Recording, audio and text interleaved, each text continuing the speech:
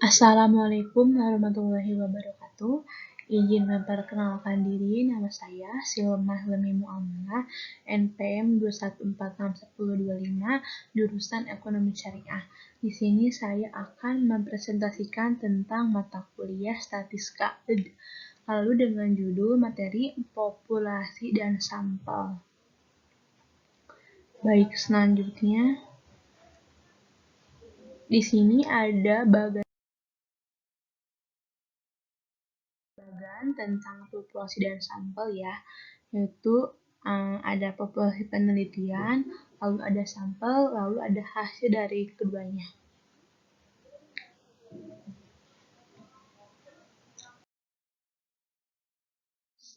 Selanjutnya, apa itu populasi? Populasi itu merupakan keseluruhan dari kumpulan elemen yang memiliki sejumlah karakteristik umum yang terdiri dari bidang-bidang untuk diteliti. Atau populasi itu adalah keseluruhan kelompok dari orang-orang, peristiwa, atau barang-barang yang diminati oleh peneliti untuk diteliti. Ini adalah penjelasan menurut Malhotra tahun 1996.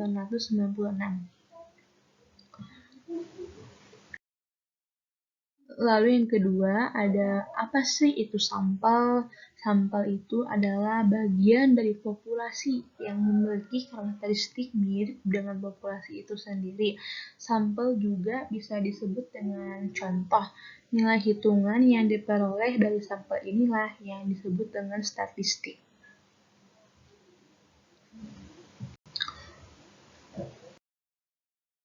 Lalu di sini ada beberapa hal yang mencakup populasi target, antara lain yang pertama ada elemen, yaitu anggota tunggal dari populasi yang memiliki informasi yang diinginkan atau responden. Lalu yang kedua ada unit sampling, yaitu elemen atau sebuah unit yang berisi elemen yang tersedia untuk dipilih terhadap dari beberapa tahap dalam proses sampling itu sendiri.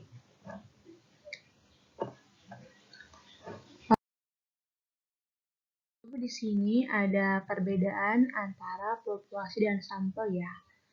Yang pertama itu ada populasi, karena populasi itu kan keseluruhan dari objek penelitian, seperti misalnya saja peneliti itu perlu melakukan survei di desa A tentang tingkat kepuasan terhadap layanan perusahaan X.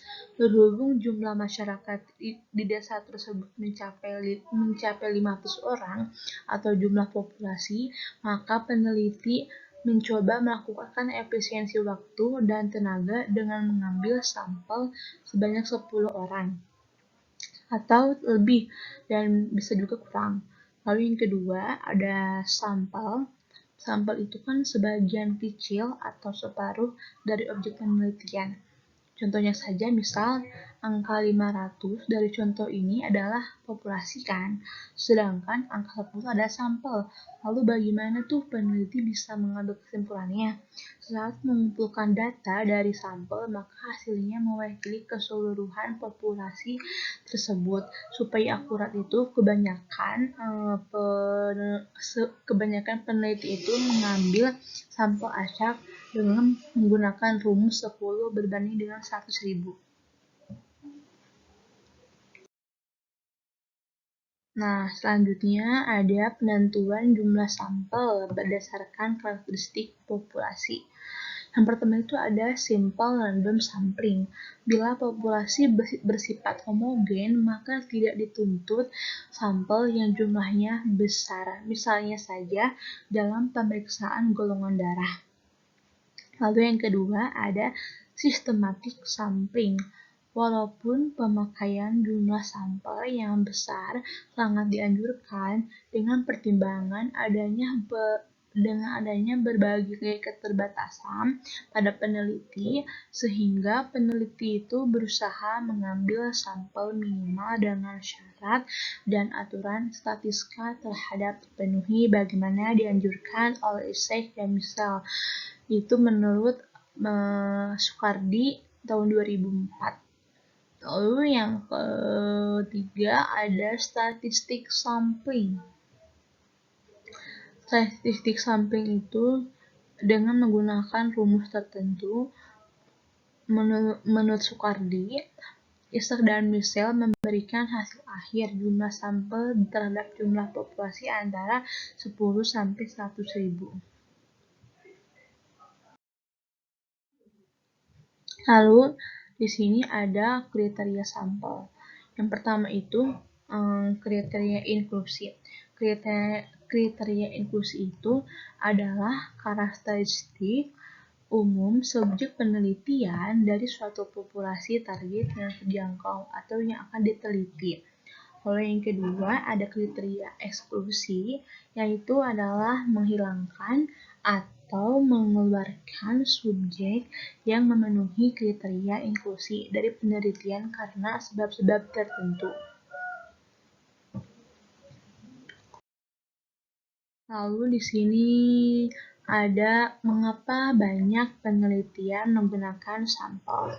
Karena yang pertama itu ukuran populasi terlalu besar. Yang kedua, efisiensi dari segi biaya.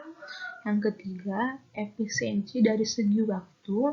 Yang keempat, sumber daya menjadi lebih efisien. Dan yang kelima itu penelitian tidak mungkin menggunakan populasi.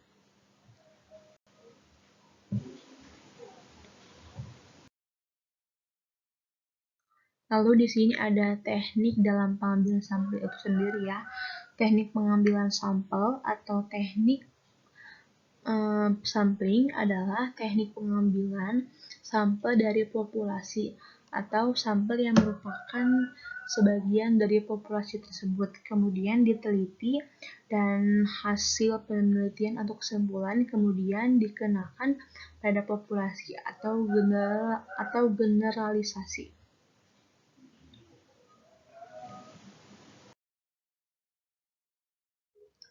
Lalu di sini ada apa tuh manfaat sampling? Yang pertama itu menghemat biaya penelitian, yang kedua menghemat waktu untuk penelitian. Lalu yang ketiga dapat menghasilkan data yang lebih akurat, dan yang terakhir tuh memperluas ruang lingkup penelitian. Lalu ada syarat-syarat teknik sampling. Teknik sampling itu bisa dilakukan bila populasi bersifat homogen atau memiliki karakteristik yang sama atau setidak-tidaknya hampir sama, dan apabila keadaan populasi bersifat heterogen, maka sampel yang dihasilkannya dapat bersifat tidak representatif atau tidak dapat menggambarkan karakteristik populasi. Lalu selanjutnya ada lalu di sini tuh ada jenis-jenis. Lalu di sini ada jenis-jenis teknik sampling ya. Yang pertama itu teknik sampling secara probabilitas. Lalu ada teknik sampling secara rambang sederhana. Yang ketiga ada teknik sampling secara sistematis. Lalu ada teknik sampling secara rambang proporsional, teknik sampling secara rambang bertingkat, lalu teknik sampling secara cluster, lalu teknik sampling secara non-probabilitas, purposive sampling atau judgmental sampling, snowball sampling, quota sampling, dan yang terakhir adalah accidental sampling atau convenience. Lalu selanjutnya ada teknik pengambilan sampel secara umum dapat dikelompokkan menjadi dua teknik. Yang pertama itu ada non-probability sampling, yaitu ada convenience sampling, dua ada judgmental, yang ketiga judgmental sampling, yang ketiga ada kuota sampling, yang keempat ada snowball sampling. Lalu yang kedua ada probability sampling, yaitu yang pertama ada simple random sampling, yang kedua ada systematic sampling, yang ketiga ada stratified sampling, dan yang keempat ada cluster sampling. Lalu di sini ada populasi dan sampel dalam penelitian kuantitatif. Penelitian kuantitatif juga akan akrab dengan penggunaan populasi dan sampel, dan kebanyakan itu peneliti yang berhadapan dengan kondisi-kondisi di atas memilih melakukan pengujian kepada sampel, bukan kepada populasi. Peneliti kuantitatif akan menghasilkan data berbentuk angka.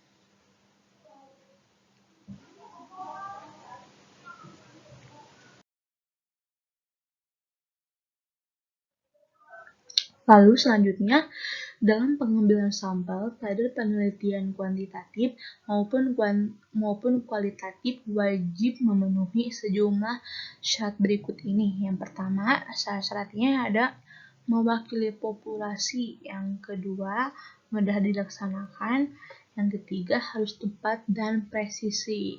Jadi harus tepat waktu. Yang terakhir ada memberikan keterangan.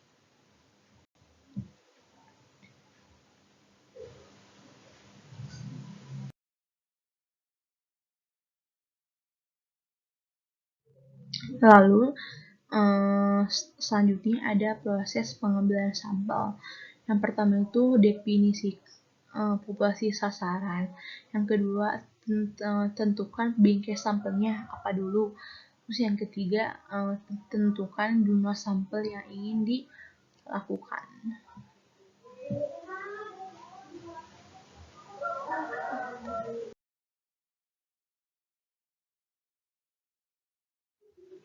Lalu selanjutnya ada rumus dan jumlah pengambilan sampel. Rumus dan jumlah pengambilan sampel itu yang pertama ada heterogenitas dari populasi, yaitu semakin heterogen sebuah populasi, jumlah sampel yang diambil pun harus semakin besar, sehingga seluruh karakteristik populasi itu dapat terwakili. Lalu yang kedua ada jumlah variabel yang digunakan. Semakin banyak jumlah variabel yang ada, jumlah sampel yang diambil pun harus semakin besar.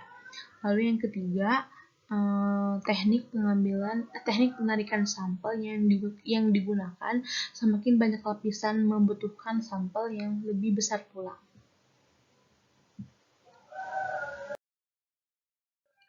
Nah, lalu di sini tuh ada kesalahan-kesalahan dalam menentukan sampel, yaitu yang pertama itu peneliti gagal dalam menetapkan jumlah anggota populasi.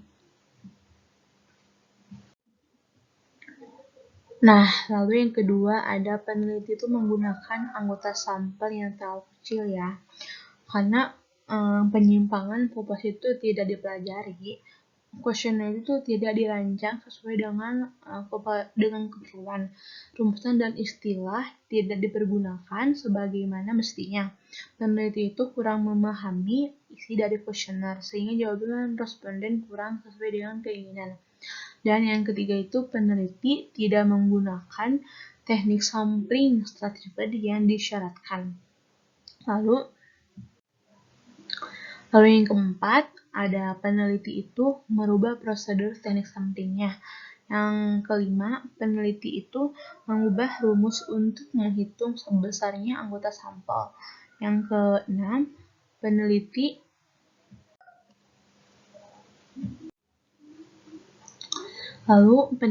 memilih anggota sampel yang tidak sesuai dengan tujuan penelitiannya. Contohnya seperti kita saat ingin melakukan sampel, lalu kita tuh tidak sesuai dengan apa yang ditujukannya, tidak sesuai dengan tujuan penelitiannya. Jadi itu adalah yang menyebabkan kegagalan dalam menentukan sampel. Yang ketujuh, peneliti itu mengurangi anggota sampel yang telah ditentukan oleh perhitungannya. Yang kedelapan, peneliti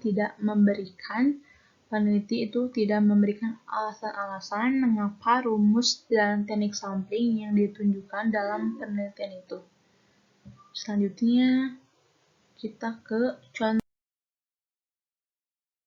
populasi dan sampel. Contoh yang pertama itu penelitian tentang kualitas beras di Desa Pringapus, Yogyakarta. Di sini saya mengambil contoh di Yogyakarta ya. Seperti jumlah beras di satu desa ini tentu sangat banyak, bisa dari jumlah dalam bentuk kilogram sampai dari segi jenis beras yang tersedia. Saking banyaknya jenis beras yang akan diteliti, maka peneliti mengambil sampel dari beberapa jenis beras yang paling mudah didapatkan. Hasil penelitian terhadap sampel beras ini kemudian dianggap mewakili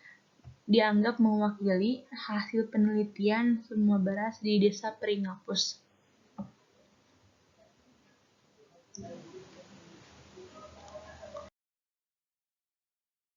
Contoh keduanya yaitu penelitian dilakukan di PGRI Semarang untuk mengetahui jumlah mahasiswa yang masuk ke jurusan PGSD.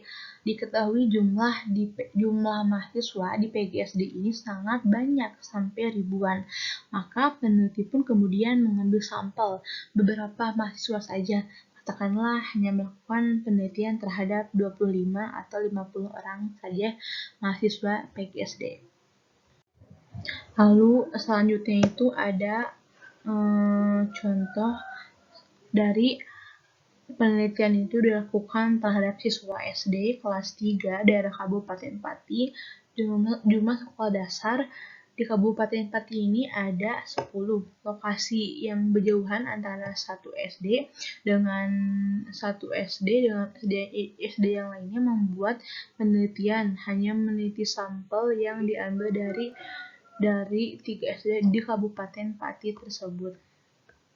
Lalu ada contohnya juga penelitian dilakukan untuk mengetahui jumlah kambing dan sapi kurban di Kota Semarang. Jumlahnya tentu sangat banyak, apalagi di Kota Semarang ada beberapa peternak kambing maupun sapi, dan meneliti semuanya itu akan sulit, dan sekalipun bisa akan memakan waktu yang lama dan biaya tidak sedikit. Lalu contoh terakhir yaitu peneliti melakukan penelitian dengan objek siswa SMP di seluruh SMP swasta di Kota Malang. Jumlah SMP swasta ini katakanlah ada 20 sekolah dengan jumlah siswa mencapai 9.000. Maka peneliti akan mengambil sampel hanya 5 sekolah dan bisa juga dari 5 sekolah tersebut hanya meneliti kelas 6 saja. Sekian dari saya tentang pemaparan materi penjelasan tentang populasi dan sampel. Mohon maaf bila ada kesalahan. Sekian dari saya, terima kasih. Wassalamualaikum warahmatullahi wabarakatuh. Terima kasih.